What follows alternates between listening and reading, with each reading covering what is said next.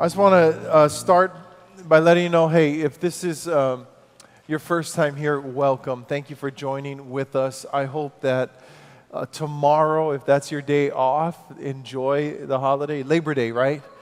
So if you're not off tomorrow and you work hard, because it is called Labor Day. I don't know if that's a good name for a holiday, but work hard. But I just pray you have a great weekend.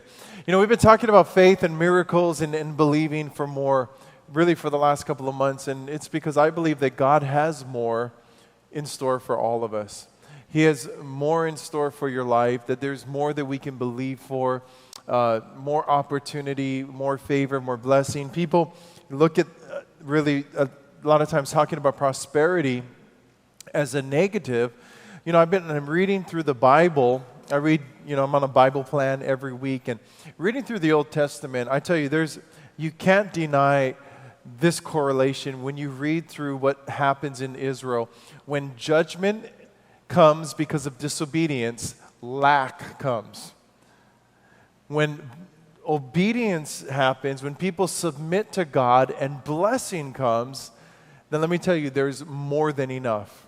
There's favor. And you can't separate that in our lives today, that really obedience brings blessing. We don't live our life, or we don't give just so we can be blessed, or we can drive a new car or have a house. I think if that's our goal, we're missing it. But you can't separate the fact that when we submit our life to God, that there is blessing that comes with it. There's vision that comes with it. There's the opportunity to expand. The most selfish thing that we could ever say is, I just want enough to meet my needs. If you live that way, you're living a very small life. My wife and I, over the last couple of years, we've had the opportunity to bless people.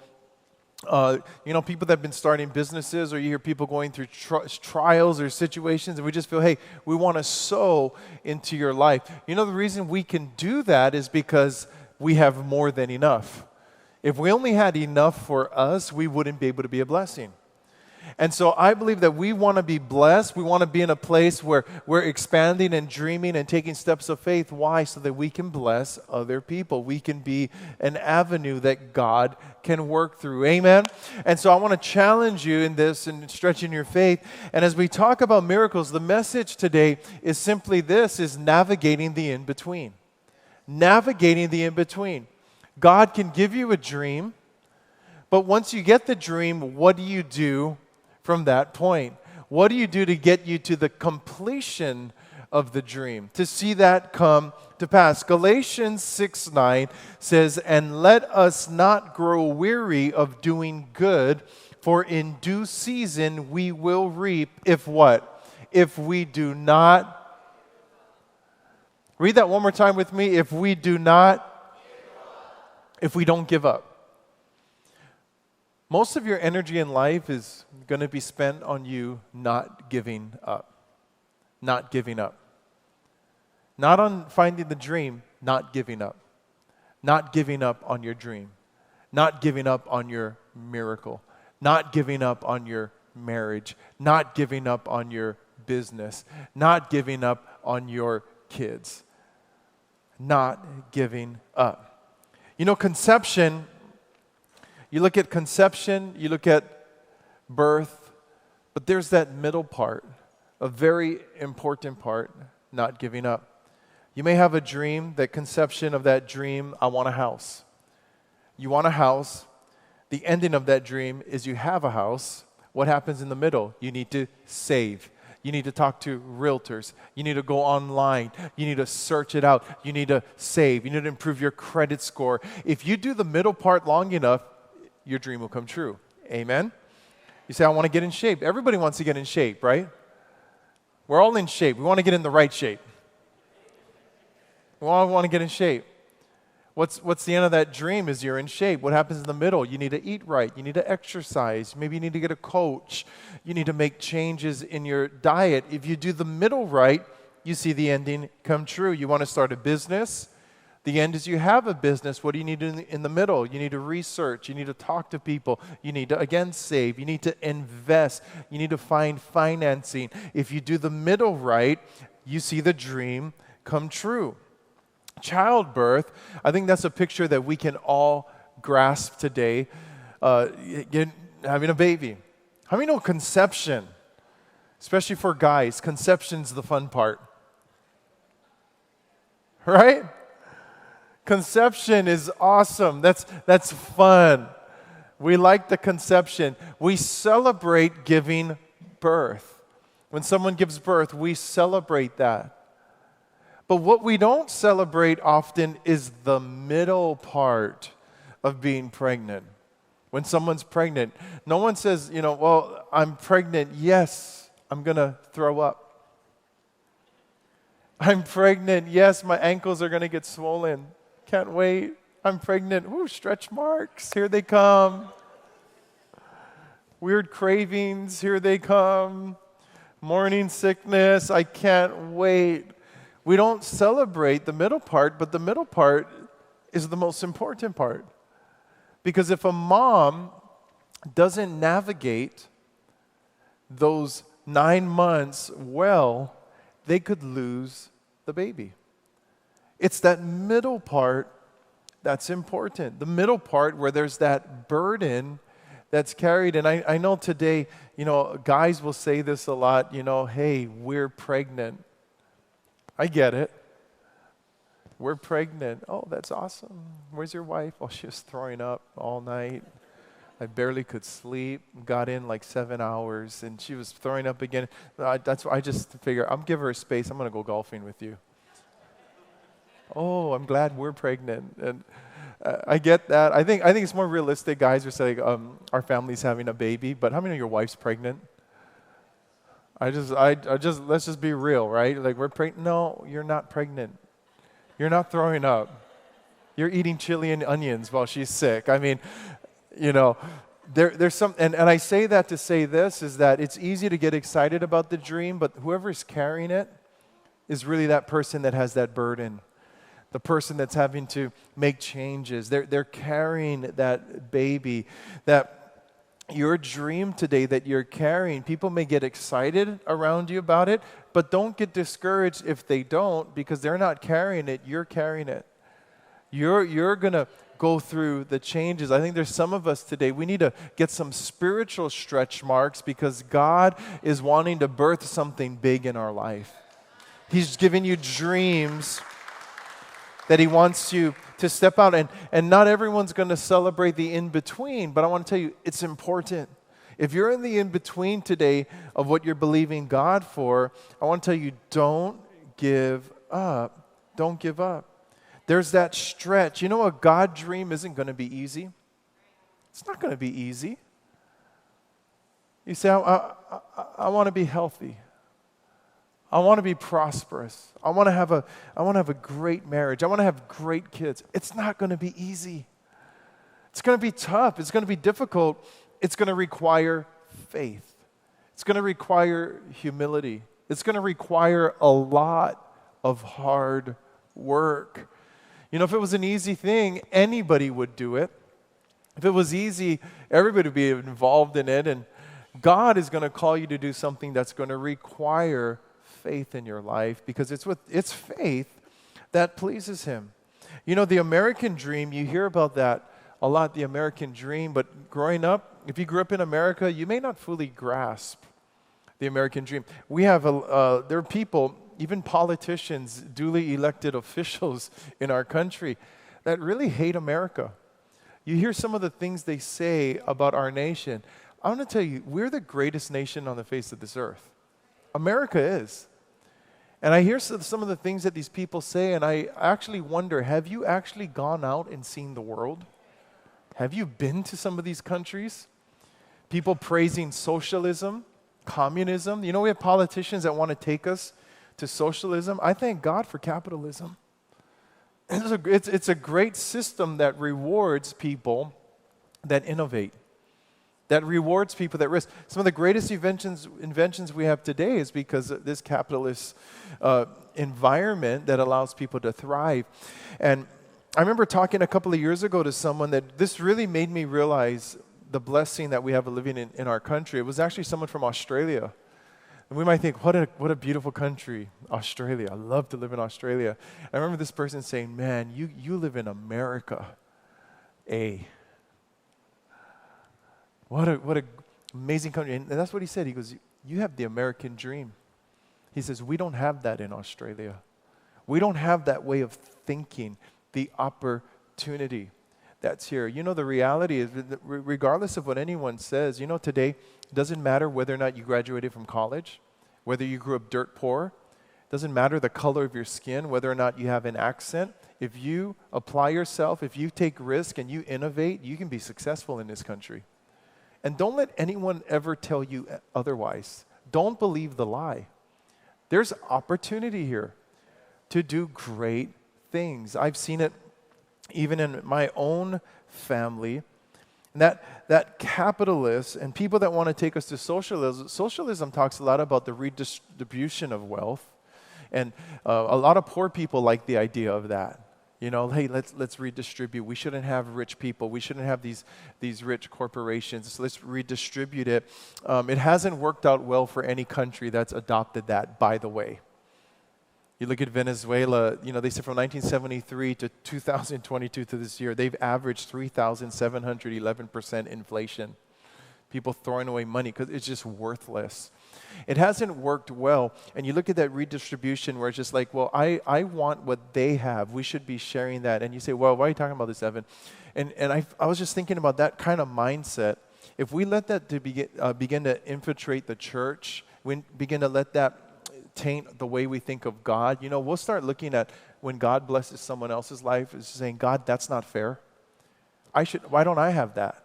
Why don't I have a part of that? Why are they getting that? You know, whenever people look at, again, in America, and they want to put down people that have started businesses or worked hard or they become wealthy, I often think this is that, you know, they say, well, we should make more. And I'm like, well, okay, I hope everyone can make more, but the reason they make more is because they risked. They mortgaged their house. They put everything on the line to start this business, and now they're reaping the fruits of it. You could walk away at any time. They can't. They're tied to this thing.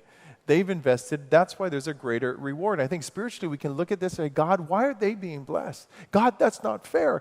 How come I'm not getting the blessing? You know, I've had to readjust my attitude in that, and I begin to realize, you know what? I haven't seen the hours that they've spent in prayer.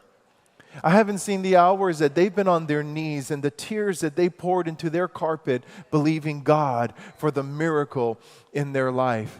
I haven't seen the work that they've had to do in their marriage, or the people that maybe they've had to forgive, and the abuse that they may have experienced, and the opposition that they've been able to overcome. You know, today God isn't going to reward you because of the color of your skin or the money in your bank account or the degrees after your name. What does God reward? He rewards faith. Without faith, it's impossible to please Him. See, faith, we activate our faith, it begins to move things. Don't go around saying, God, that's not fair, God. God, how come this? No. Activate your faith. Get to work. Put your faith to work. God isn't a respecter of persons. Let's put our faith to work. Why this whole thing about dreaming more? Honestly, I want to see everyone in our church thrive.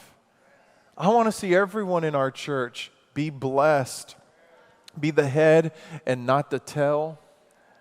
You say, why is that? It's because I believe God's calling Arise to do greater things. You know, we're building our building right now, and it's exciting. This week, if all goes to schedule, they're actually going to be putting the trusses on top of the building. So if you drive by, you're going to see the crane out there. They're going to be putting the trusses on there. So keep our building in prayer when you drive by. Amen? Keep our building in prayer. Somebody stole from there last week, Sunday night. I know. I've been praying for them that they get hemorrhoids, but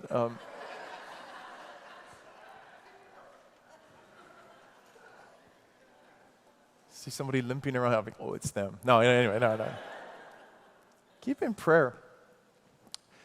But if God's calling us to do things, we need to be people that aren't just enough for ourselves, but to be blessed. You know, we're sponsoring a bunch of missionaries. I got to talk with these missionaries last week that we're sponsoring in Ireland, and just how incredibly grateful they are. You know why we can do that as a church? Because we just don't have enough to meet our needs. But we can have enough to be a blessing. And we want to be blessed. Be blessed so we can be a blessing. Don't rely on your parents for your increase to come, or your grandparents. How many know you can't rely on the government for your increase? The government just wants more. No, I'm challenging you to dream today, because I believe that if you want increase in your life, you're going to have to begin to make moves. You're going to have to begin to stretch your faith. You're going to have to begin to dream. Again, look at somebody and say, dream. See, when you're in the in-between, today maybe you're in the in-between. Point A and point B. You're in the middle, the most important part. Let me give you 3 things today that you need to do. Number 1 is this. You need to celebrate, not celebrate.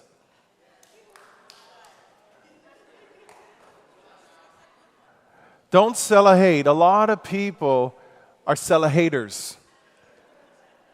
And we have a hard time celebrating with people. Romans 12:15 says, be happy with those who are happy.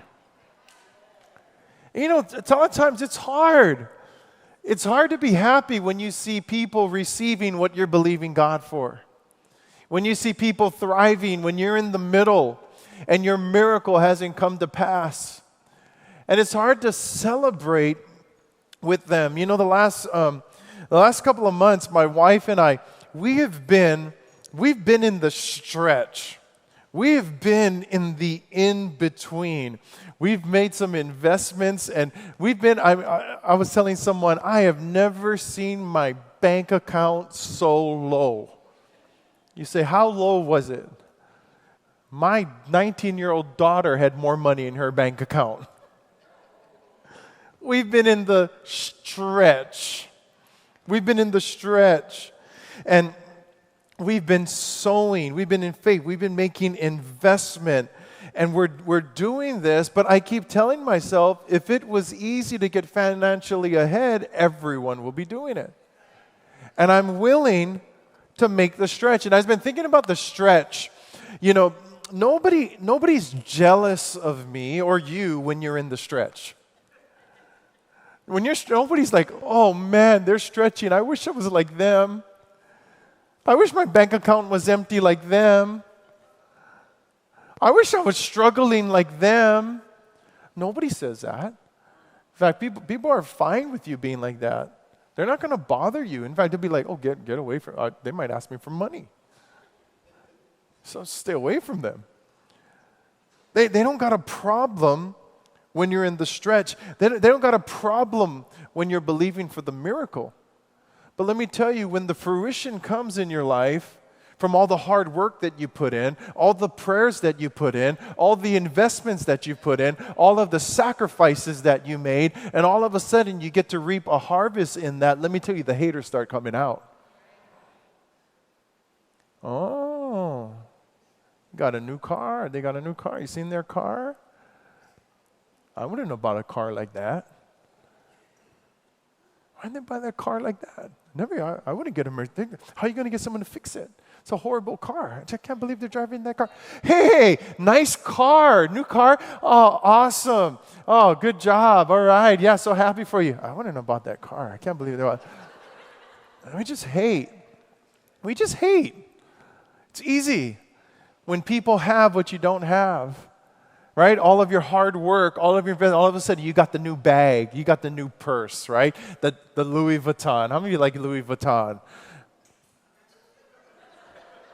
Whatever. You got the new bag. You're like, whoo. It's like, oh, Auntie, you saw her bag. Get choke fake kind, you know, Auntie. I don't even know if hers is real. Just acting. You got to check it on the seam. If the LV on the seam, that's the fake one, you know. I think hers is fake. Fake hers one. The haters start coming out. Haters start coming out when the blessings come because they haven't seen what you've sowed.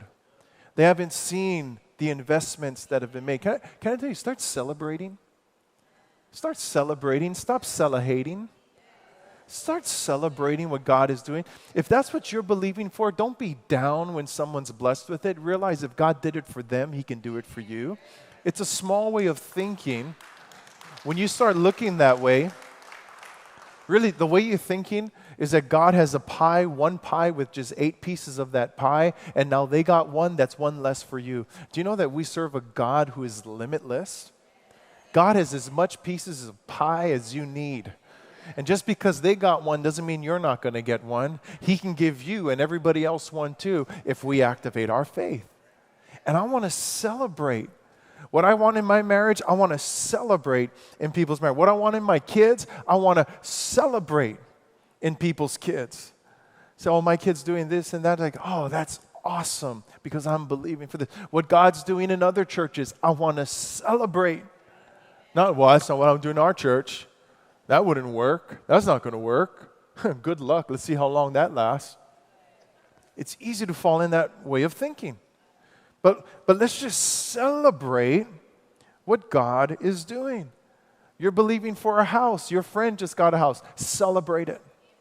Be genuinely happy. You're believing for a baby. You're believing to get pregnant.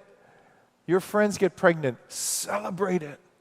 God can do the same thing in your life. Celebrate, don't hate in the in-between. Here's the second thing we need to do in the in-between. We need to make the sacrifices. One of the things I've struggled with in my life forever has been my cholesterol. The reason I struggle is because cholesterol is one of the most delicious things in the world. You realize that everything with cholesterol tastes amazing. And things without cholesterol are bland. And God could have made celery taste like French fries, but He didn't. And all these things I used to eat, plus some of the just hereditary high cholesterol in my family. And a couple of months ago, I had a blood test, and it was the highest level it's ever been. And it really made me think, how much longer, Evan, how much longer are you going to go this way? How much longer are you going to eat like this? My kids are young. I mean, do you want to see your grandkids? Do you want to be healthy? And I really began to think, because I said, if I'm going to make some major changes, I want to be in on this. I don't want to be like, okay, 2 weeks and then I go back. We can always make excuses, right? You eat good, you eat good, you eat good. It's like, well, it's my birthday today, so I'm going to eat ice cream on my birthday. And then tomorrow it's like, well, they are leaving. I don't know when I'm going to see them, so I need to go eat this. And then we just justify ourselves. I really thought about it. And I realized, okay, I want to do this. I'm going to change the way I eat. I remember this saying I saw, I think it was Socrates. It said, let food be your medicine. I said, I'm changing the way I eat. I don't want to go get pills. I want to change the way I eat. And so I did. I made some huge changes in my diet. And for time's sake, I won't get into that. I changed the way I eat, and it's been a couple of months. And there's a couple of things that I really miss eating, like butter, eggs, cream, ice cream, happiness. It's just,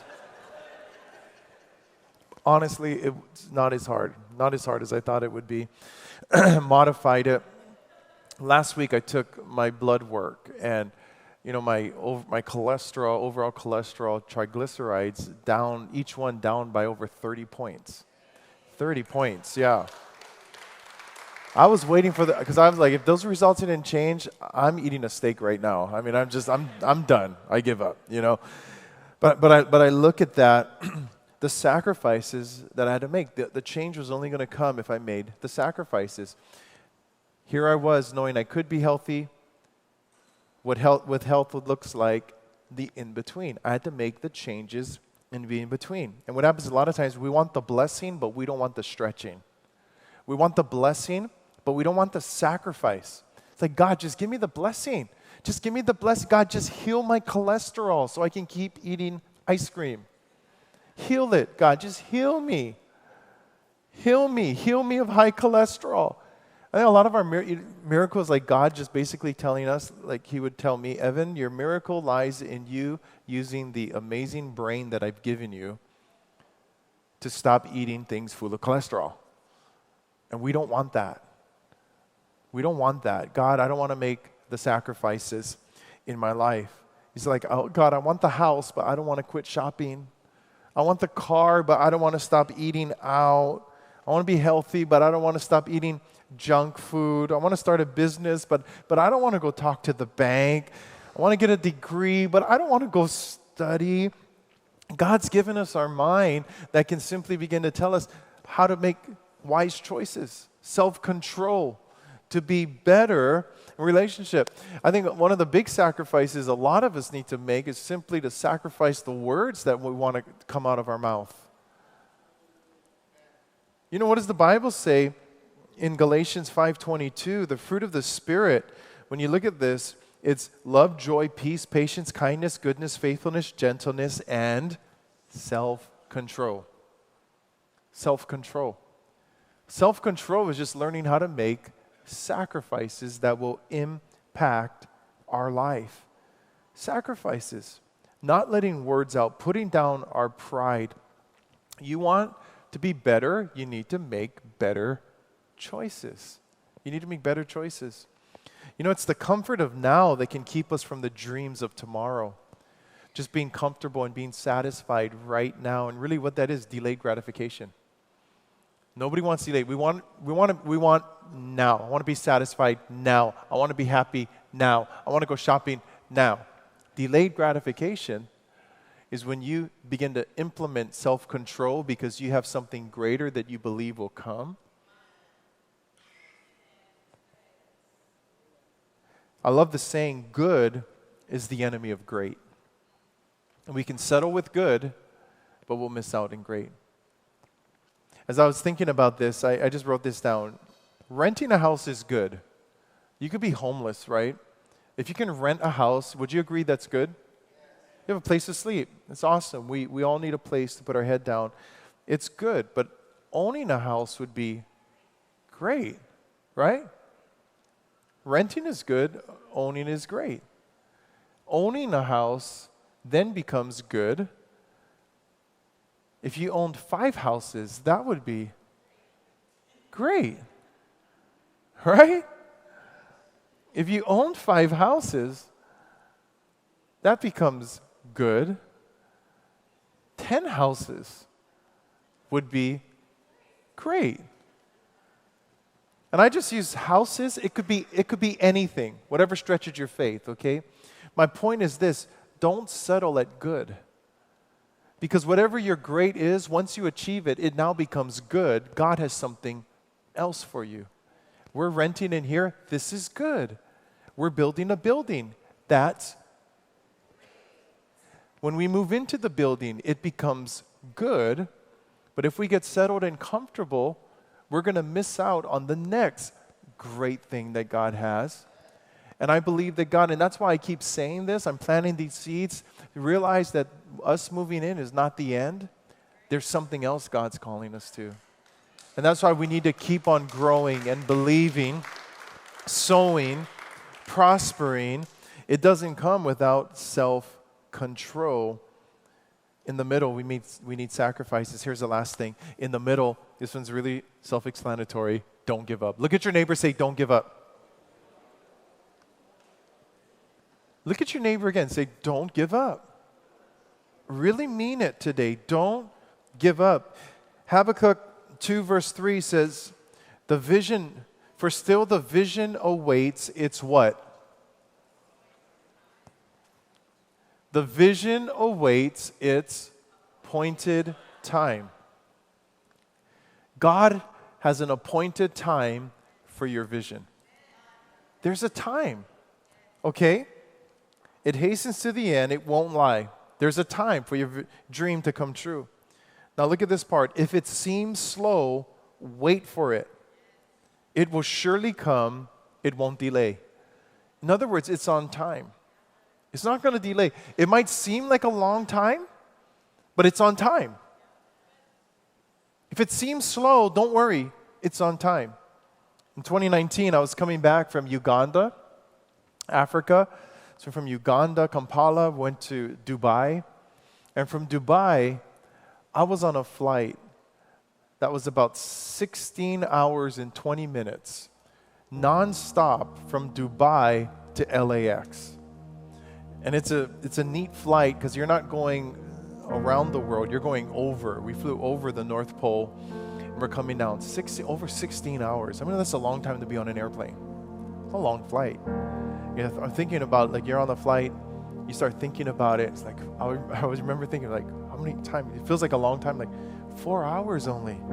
I got 12 more hours. 12 more hours. And then it's like you're still waiting, and then it feels like a long time again, and then it's like, I've been on here 6 hours. I got 10 more hours. 10 more hours. I remember when I looked and it was like the 8-hour mark, and I told myself, oh my gosh, I still have 8 more hours on this plane. It's a long flight. But you know, my only hope was knowing that I'd had an arrival time of 4:30 p.m. at LAX. That no matter what, we were going to land.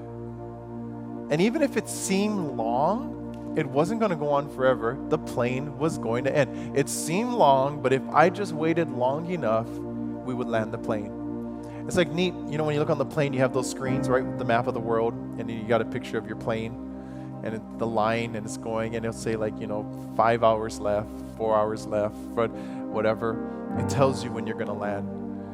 So I'm looking at that, and fortunately I was on a plane because I couldn't leave. You know, I couldn't think, this is the craziest flight. I can't jump off the plane. I'm stuck on that plane. But when I think about the journey of our miracle today from point A to point B, we can jump off of that plane, if I'll call it that. We can step out. We can give up. But you're on that flight. I want to encourage you today. If you're in the middle, don't give up. You're in the middle. You're in the middle of believing God for something. You're healing in your marriage, in your spiritual walk. Maybe it's for your kids or your finances. Don't give up. It might seem long. You know, the problem is when you're on God's plane, the plane that God's flying, and you're like, how much longer do I have? You put that screen on, all you get, trust me. Could you imagine being on a flight like that? How much longer do we got? Trust me. Love the pilot. Hey, that's a horrible airline. I'll never fly on this airline. That's God's airline. He's like, I'm not going to tell you when we're going to land. Just trust me. We're going to land. We're going to land. Don't worry. We're going to land. Just trust me. I'll get you there.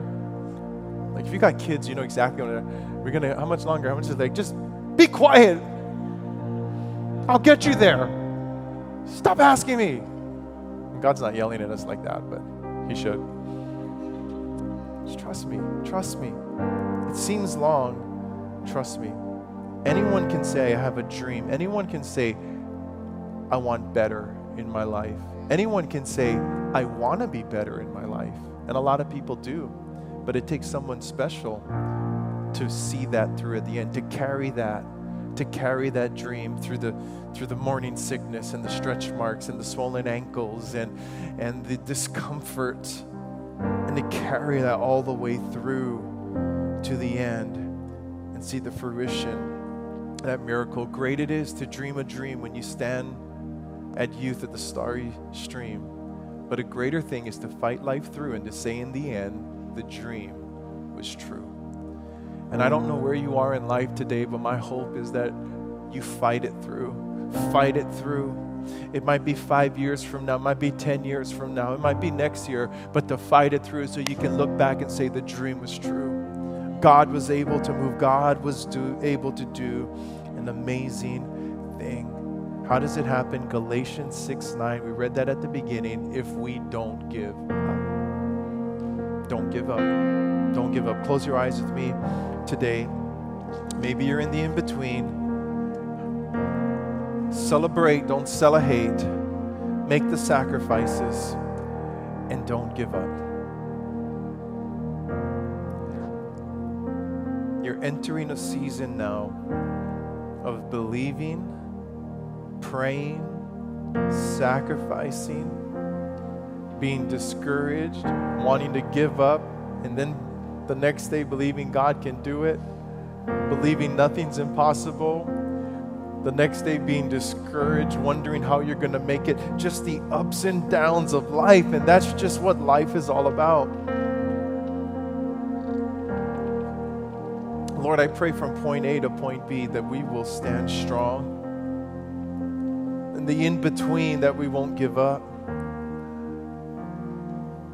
In the in-between, that we're going to be people of faith. That we're not going to fear being stretched or taking risks, but God, we're going to do this so that we can continue to be a blessing. In Jesus' name, that you continue to work in us. Continue to work through us. Continue, God, to just, Lord, we can continue to see greatness rise up, to see potential rise up in our lives and our relationships. Stand in faith.